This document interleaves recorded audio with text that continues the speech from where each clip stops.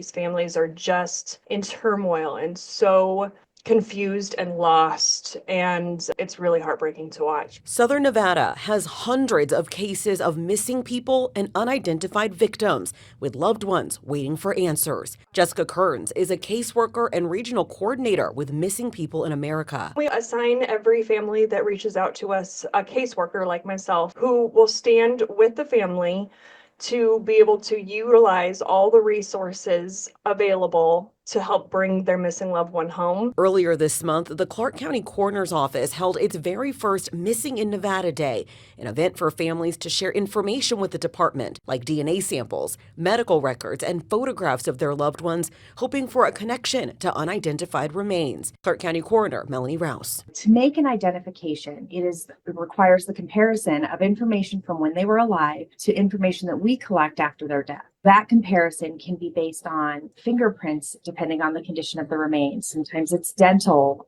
x-rays. According to NamUs, the National Missing and Unidentified Persons System, as many as 600,000 people go missing in the U.S. every year. Officials say in Clark County, it's hundreds, with 300 cases of unidentified remains. Former Clark County Coroner Mike Murphy also knows just how important it is to be able to provide loved ones with a resolution. When you talk to the victims' families of a missing person, they will tell you they never stop looking, ever, until you give them an answer.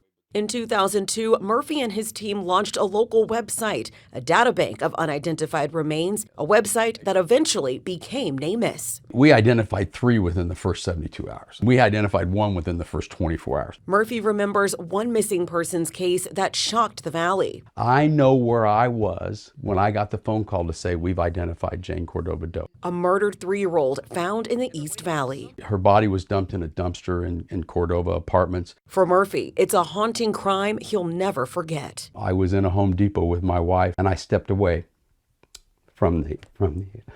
She looked across this kind of expanse, and she just mouthed it. She said, "You know, don't you?" The child's body was identified as Crystal Figueroa. A Clark County jury eventually convicted both Crystal's mother and her boyfriend of killing the little girl. It's justice those working with unidentified remains or missing persons cases hope for. We want to be able to provide them with a name. We want to be able to hopefully find their families and be able to give them some answers that they may have been looking for a very long time. But Rouse wants families to do more than hope.